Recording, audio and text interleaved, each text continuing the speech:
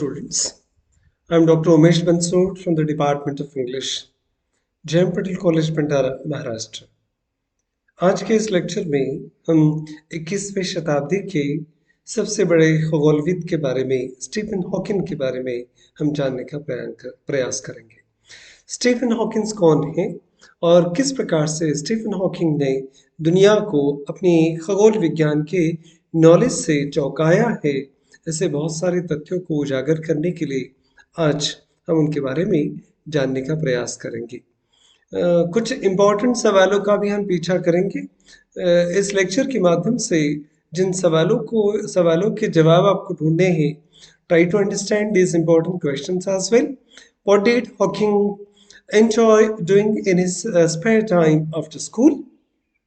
What is log Gehr's disease? What effect did it have on Stephen Hawking? Stephen Hawking अपने खाली समय में school के बाद कैसे एंजॉय करते थे वो आपको बताना है। What is Lou Gehrig's disease? Lou Gehrig's disease क्या है? And what effect did it have on Stephen Hawking? Stephen Hawking के ऊपर इसका क्या परिणाम हुआ, इसके बारे में भी आपको लिखना है। And what did others include scientist and farmer teachers think of Hawking? Hawking के बारे में बाकी सब लोग कैसे सोचते थे, क्या सोचते थे, वो भी आपको बताना है। Briefly describe the various difficulties Stephen Hawking faced and overcame in his lifetime. Stephen Hawking ने जिस प्रकार के समस्याओं का, कठिनाइयों का सामना अपनी जिंदगी में किया है, उससे उन्होंने कैसे पार पाया, ये भी आपको बताना है। Describe in your own words the character of Stephen Hawking. Stephen Hawking के चरित्र का चित्रण भी आपको करना है। And what legacy does Hawking leave behind? Stephen किस प्रकार की विरासत को दुनिया में अपने पीछे छोड़ जाते हैं, ये भी आपको बताना है। Right about scientist you admire, describe the scientist, their work in the field of study and what it is you admire them.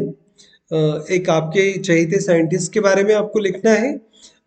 Describe the scientist, scientist का वर्णन कीजिए, उनका फील्ड कौन सा रहा है स्टडी का, और why it is you admire them, और आप क्यों तारीफ करते हैं ऐसे वैज्ञानिकों की, इसके बारे में भी आपको लिखना है। Do you know someone who is living with a common medical condition such as arthritis, asthma और ब्लाइंडनेस? आस्क योर फ्रेंड्स और family for help if you do not, and briefly describe the difficulties they face and overcome every day. तो ऐसे कुछ सवाल है इस lecture के माध्यम से जिनके जवाब आपको तलाश करने हैं। Let's try to understand who was the genius scientist Stephen Hawking. Stephen Hawking was an eminent English physicist. Physics में जिनकी एक्सपर्टाइज होती है उन्हें हम फिजिसिस्ट कहते हैं। तो इंग्लैंड के एक जाने माने फिजिसिस्ट के रूप में स्टीफन हॉकिंग को दुनिया जानती है। He received his formal education in physics from the University of Oxford and acquired a doctorate in general relativity and cosmology from the University of Cambridge. Oxford में उन्होंने अपनी शिक्षा उन्होंने फिजिक्स में हासिल की, डॉक्टरेट किया उन्होंने जनरल रिलेटिविटी में एंड कॉस्मोलॉजी में यूनिवर्सिटी ऑफ कैम्ब्रिज से। तो इंग्लैंड के और दुनिया के दो जाने माने विश्वविद्यालयों में उन्होंने अपनी पढ़ाई पूरी की। At the age of 21, he was diagnosed with Lou Gehrig's disease. एक लॉ गेहरीज डिसीज डिटेक्ट हुआ 21 साल की उम्र में ही, एक अनकॉमन डिसीज है और ऐसे कंडीशन में ढकेल देता है पेशेंट्स को जहाँ ब्रेन और नर्व्स काम करना affects brain and nerve system, पूरे नर्व सिस्टम को वो बेकाबू नाकामयाब कर देता है। लॉ गेहरीज डिसीज को एमियोट्रोफिक लैटरल स्क्लेरोसिस के नाम से भी जाना जाता है। वे स्लोली पैरालाइज ओवर टाइम, धीरे धीरे पूरे शरीर को लॉ गेहरीज डिसीज पैरालाइज करते हुए जाता है। ना आप हिल सकते, ना बैठ सकते, ना बोल पाते हैं। ऐसी अवस्था से गुजरकर स्टीफन हॉकिंस ने क्या क्या कारनामे करके बताए हैं ज्ञान के क्षेत्र में, वो भी काबिल तारीफ है। Though he lost his ability to speak as a result of paralysis, he continued to pursue his academic ambition. भले ही लॉ गेहरीज डिसीज ने उनकी बोलने की क्षमता को छीन लिया, पर अपनी पैरालाइज बॉडी के साथ में भी उन्होंने अपनी शिक्षा के क्षेत्र की महत्वाकांक्षाओं को कम नहीं होने दिया। जो विद्यार्थी इस लेक्चर को सुन रहे हैं उनको इस बात को समझना होगा कि हमारे सारे अंग प्रत्यंग व्यवस्थित रूप से काम करते हैं, फिर भी हम स्टीफन हॉकिंस की तुलना में कुछ नहीं कर पाते। उन्होंने इतनी सारी शारीरिक विकलांगताओं को नजरअंदाज करके किस प्रकार से दुनिया में अपना नाम रोशन किया है, बात काबिल तारीफ है। By using speech generating device which responded first to a handheld switch and later his cheek muscle। फिर उनके लिए एक स्पीच डिलीवरिंग डिवाइस बनाया गया। ये स्पीच जनरेटिंग डिवाइस ऐसा था जो पहले उंगलियों के इशारों पर वो उस प्रकार के डायलॉग बोल लेता था, बाद में गाल के एक मसल के आधार पर वो उस मसल के मूवमेंट से ही अपनी बात को दुनिया से कह पाते थे। लॉ गेरिस एक अमेरिकन बेसबॉल प्लेयर है जिनको ये डिसीज हुआ था और उन्हीं के नाम पर ये डिसीज बाद में फेमस हुआ दुनिया में। He is known for his work in the field of general relativity and quantum gravity. Quantum physics, quantum gravity, law of relativity, ये फिजिक्स के बहुत ही अगम्य शब्द है जो आम रीडर्स को समझ में नहीं आते, पर ऐसे ही भारी भरकम विषयों पर स्टीफन हॉकिंस का रिसर्च रहा है। क्वांटम ग्रेविटी जो है aims to resolve the conflict between particles and space time by breaking up space and time into little bits. Time और स्पेस के पार्टिकल्स को अलग अलग करके इनको तोड़कर कैसे इनके कॉन्फ्लिक्ट को सॉल्व किया जा सकता है, इसका ही एक अध्ययन क्वांटम ग्रेविटी करता है। And he was also well known cosmologist and the first physicist to make the theoretical prediction that black holes emits radiation। दुनिया के पहले वैज्ञानिक है जिन्होंने कॉस्मोलॉजिस्ट के रूप में नाम हासिल किया और ऐसे फिजिसिस्ट है जिन्होंने इस बात को सबसे पहले प्रेडिक्ट किया था कि black holes emits radiation, black holes radiation के एमिट्स करते हैं। इस बात को उन्होंने पहली बार दुनिया के सामने उजागर किया था। ब्लैक होल एक इस प्रकार का रीजन, ऐसा प्रदेश होता है स्पेस में where gravity is so strong that nothing include light और other electromagnetic waves as enough energy to escape its event horizon. किसी तारे के लुप्त होने की प्रक्रिया में एक प्रकार का होल बन जाता है स्पेस में, और उस होल में इतनी ज्यादा ताकत होती है कि उसके जद में, उसकी परिधि में जो भी चीजें आएगी वहां पर टाइम और स्पेस जैसी सारी चीजें टूट जाती है। इतने लो लेवल पर, इतने आखिरी लेवल पर वो चीजों को कॉम्प्रेस, मासेस को कॉम्प्रेस कर देते हैं कि उसके बाद में कोई भी पार्टिकल बच नहीं पाता, सबसे न्यूनतम, सबसे सूक्ष्म स्तर पर पहुंच जाता है। ऐसा समय का ताना बाना वहां पर होता है कि समय भी वहां पर समय काम नहीं करता। तो ना स्पेस का पता होता है ना टाइम का पता होता है। ऐसे ब्लैक होल के बारे में स्टीफन हॉकिंस अपने रिसर्च को दुनिया के सामने रखते हैं। He held the prestigious academic post of Lucasian professor of mathematics at the University of Cambridge for nearly 3 decades। तकरीबन 3 अलग अलग दशकों तक वो यूनिवर्सिटी ऑफ कैम्ब्रिज में मैथमेटिक्स के प्रोफेसर के रूप में रहे। And in 2007 founded the centre for theoretical cosmology. 2007 में उन्होंने सेंटर फॉर थियोरेटिकल कॉस्मोलॉजी की स्थापना की। Hawking was also an influential author and published several books on overseas on various aspects of science। विज्ञान के अलग अलग दृष्टिकोण को उजागर करने के लिए उन्होंने बहुत सारी किताबें भी लिखी है, प्रकाशित की है। ये ब्लैक होल को कुछ इस तरह से दिखता है। जब तारे की मौत होती है तो एक प्रकार का ऐसा छेद बन जाता है जहां पर ग्रेविटी इतनी जबरदस्त तरीके से अपना खेल दिखाती है कि दुनिया की बड़ी बड़ी सारी चीजें इस ब्लैक होल में गायब हो जाती है, सबसे सूक्ष्म रूप में तब्दील कर दी जाती है, और यहाँ पर समय और स्पेस दोनों काम नहीं करते। Hawking was born in Oxford on 8th January 19 1842. His parents were Isabel and Frank Hawking. Both had studied at the University of Oxford, and Frank had studied medicine and worked as a medical researcher. माता पिता दोनों Oxford के ही student रहे हैं और पिता ने medical researcher के रूप में काम किया. Isobel held degree in philosophy, politics and economics and worked as a secretary for a medical research institute. माँ भी उनकी फिलोसॉफी, पॉलिटिक्स और इकोनॉमिक्स की ग्रेजुएट थी और उन्होंने सेक्रेटरी के रूप में मेडिकल रिसर्च इंस्टीट्यूट में काम किया है. Hawking was only 17. Hawkins Stephen 17 साल के ही थे और when he attended the university of Oxford. 17 साल की उम्र में ही ऑक्सफोर्ड यूनिवर्सिटी की दहलीज उन्होंने पार कर ली थी. And he had wanted to pursue a degree in mathematics. बचपने से जिद थी कि वो मैथमेटिक्स में अपनी डिग्री पूरी करेंगे, but since the college did not offer any such course at the time, he chose to study physics instead. और उस जमाने में मैथमेटिक्स जैसा कोई अलग विषय वहां पर पढ़ने को नहीं मिलता था, इसलिए मैथमेटिक्स के बजाय फिजिक्स को उन्होंने चुना. He was the youngest in his class and found difficult to make friends. उम्र में सबसे छोटे होने के कारण बाकी लोगों से दोस्ती करना उनके लिए मुमकिन नहीं हो पा रहा था.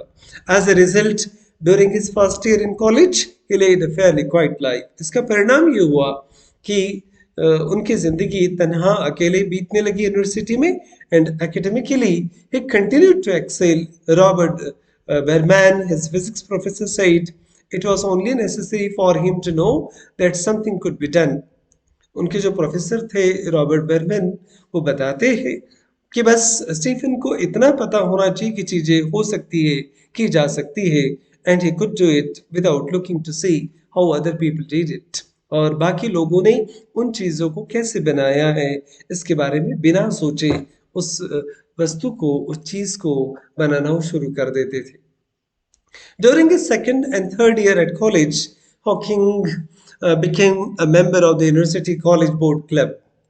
सेकेंड ईयर थर्ड ईयर में जब वो कॉलेज में थे तो यूनिवर्सिटी कॉलेज बोर्ड क्लब था, उसके वो मेंबर भी बने and was a coxswain in the college rowing team. College की जो रोइंग टीम थी उसमें कॉक्सवैन का उन्होंने काम किया. पूरी नाव में एकदम सामने बैठे हुए डायरेक्शन दिखाने के लिए, उनको प्रोत्साहित करने के लिए जो एक व्यक्ति सामने बैठता है उसे कॉक्सवैन कहते हैं. तो रोइंग टीम में कॉक्सवैन का काम उन्होंने किया कॉलेज में. He participated in various college events. एक नॉर्मल बच्चे की तरह ही कॉलेज के तकरीबन सारे इवेंट्स में उन्होंने हिस्सा भी लिया. He did not however possess the most admirable study habits. इस बात को तो वो कबूल करते हैं कि ऐसी कोई खास विशेष प्रतिभा संपन्न आदतें उनकी पढ़ाई की नहीं थी. Later estimating that he probably studied a mere 1000 hours during his 3 years at university.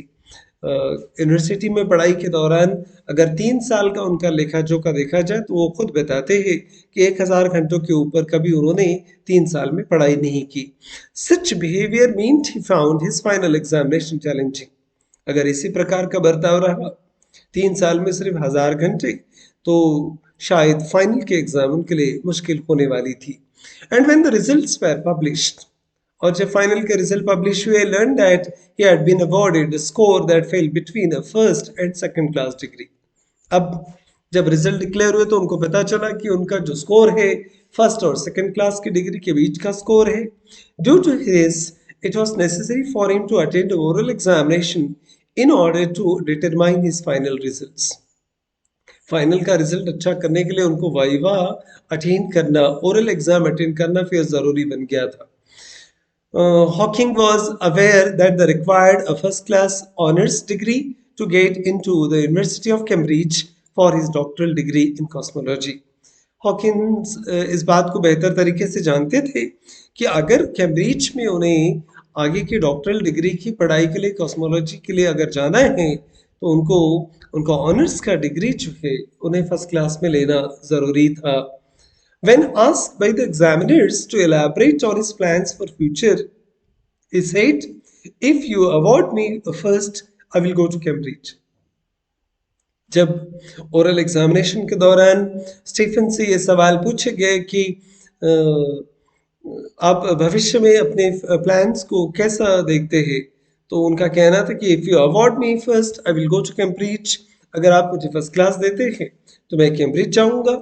If I receive a second, अगर सेकंड क्लास से मिलता है, I shall stay in Oxford, so I expect you will give me a first. और बेबाक तरीके से expert के सामने उन्होंने कहा कि अगर आप सेकंड देते तो मैं यही रह जाऊंगा ऑक्सफोर्ड में, पर मैं उम्मीद करता हूँ कि आप मुझे फर्स्ट देंगे। Fortunately for him the examiners considered him highly intelligent young man and deemed him worthy of first. और एग्जामिनर्स जो थे ओरल के, उन्होंने स्टीफन हॉकिंस को लायक पाया एक होनहार स्टूडेंट के रूप में, और उन्हें फर्स्ट क्लास दे दिया ताकि वो कैम्ब्रिज में अपनी आगे की डॉक्टरल पढ़ाई कर सके। हॉकिन अटेंडेड कैम्ब्रिज यूनिवर्सिटी इन 1982, 1982 में उन्होंने फिर कैम्ब्रिज यूनिवर्सिटी को ज्वाइन किया। And he quickly discovered his training in mathematics was insufficient for work in general relativity and cosmology. Cosmology में और जनरल रिलेटिविटी में मैथमेटिक्स की उनकी पढ़ाई नाकाफी थी, ये उन्होंने रियलाइज कर लिया था। In addition, it was around this time that he received his diagnosis of Lou Gehrig's disease. Post doctoral degree के दौरान ही कैम्ब्रिज में उन्हें पता चला कि उन्हें एक बीमारी हुई है, Lou Gehrig's disease, and his doctors initially believed that he had only 2 years to leave.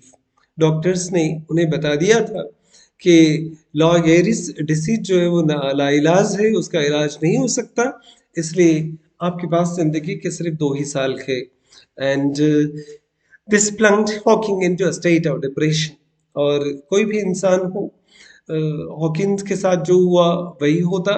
Hawkins इस सदमे से डिप्रेशन में चले गए। And thankfully his disease progress more slowly than first predicted. पर जिस तरीके से डॉक्टर्स ने भविष्यवाणी की थी कि सिर्फ 2 ही साल में वो इस दुनिया से चले जाएंगे, पर ये डिसीज बहुत धीरे धीरे उनके शरीर में ग्रोथ कर रहा था। With the encouragement of his supervisor Dennis Williams Saima, one of the founder of the modern cosmology, Dennis Williams का साइमा जो थे, उनके ही प्रोत्साहन के कारण कॉस्मोलॉजी में Hawking eventually decided to continue studies. Hawking ने डिसाइड किया कि वो अपनी पढ़ाई को जारी रखेंगे while negotiating immense lifestyle changes. अपनी जिंदगी में वो बहुत सारे बदलाव देख रहे थे हेल्थ इश्यूज के कारण, and health related difficulties as a result of his disease. धीरे धीरे उनके नर्व सिस्टम ने पैरालाइज होना शुरू कर दिया था। वो इस बात को समझ रहे थे, शारीरिक क्षमताओं की मर्यादाओं को भी वो जान रहे थे। His first thesis in 1965 was based on work by the English mathematician Roger Penrose and the theorem that singularity existed in the center of a black hole. अब रॉजर पेनरोस का जो एक रिसर्च था कि सिंगुलरिटी ब्लैक होल के centre में exist करती है, इसी बात को उन्होंने आगे बढ़ाया। Singularity at the centre of black hole is the ultimate no man's land and a place where matter is compressed down to a fine infinity tiny point. जो भाषा के स्टूडेंट है, विद्यार्थी है, उन्हें शायद फिजिक्स के टर्म्स पता नहीं, पर सिंगुलैरिटी का यहाँ मतलब होता है ब्लैक होल में सिंगुलैरिटी एग्जिस्ट करती है। इस रिसर्च को हॉकिंस ने जो आगे बढ़ाया है, हॉकिंग का वो रिसर्च ये कहता है कि ब्लैक होल के सेंटर में जो सिंगुलैरिटी है वो अल्टीमेट नो मैन्स लैंड है, वहां पर किसी चीज का कोई अस्तित्व नहीं होता। ऐसी जगह है where matter is compress down, ऐसी वो जगह है centre of the black hole जहां पर सारे के सारे मैटर्स को कंप्रेस कर दिया जाता है, प्रेस कर दिया जाता है down to an infinity tiny point. इतने सूक्ष्म लेवल पर चीजें वहां पर टूट जाती है कि जिनको पकड़ पाना, देख पाना भी मुश्किल हो। Tiniest point and all conceptions of time and space completely break down.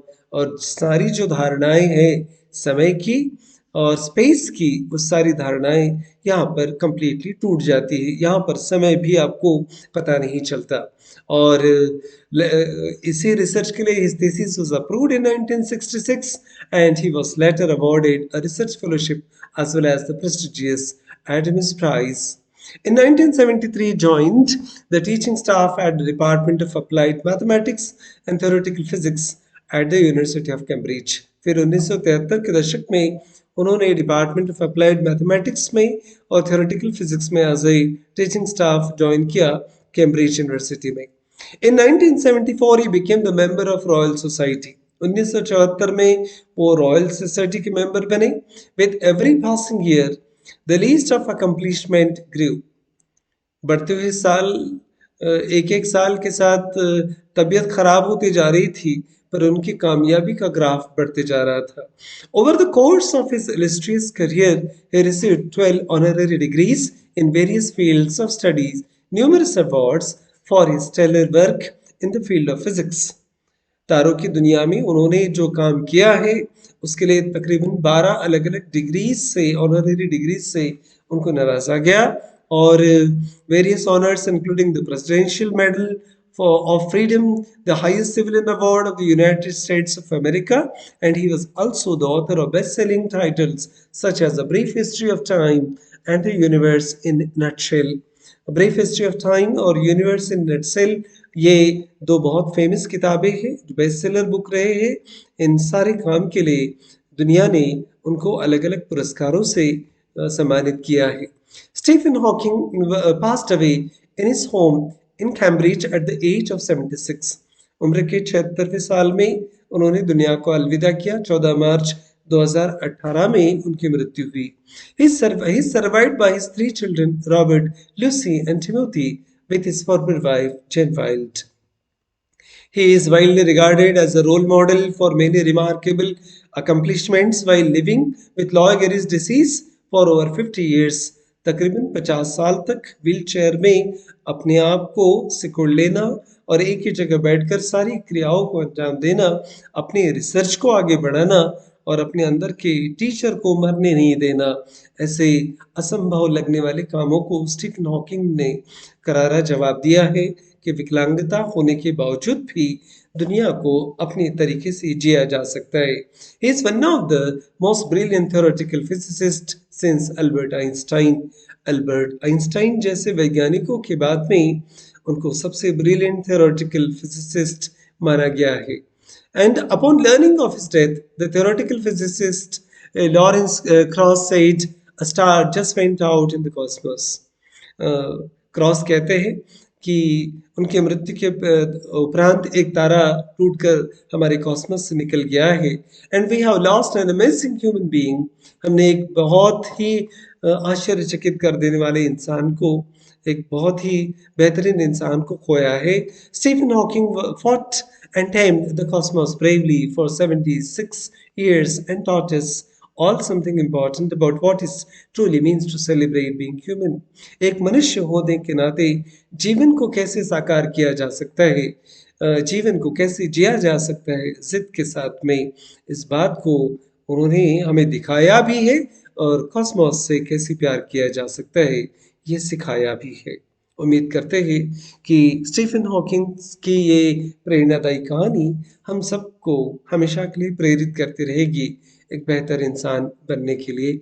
Thank you very much for watching this video. This video is also available on YouTube at Grammar Planet by Dr. Umesh Bansod. Thank you very much once again.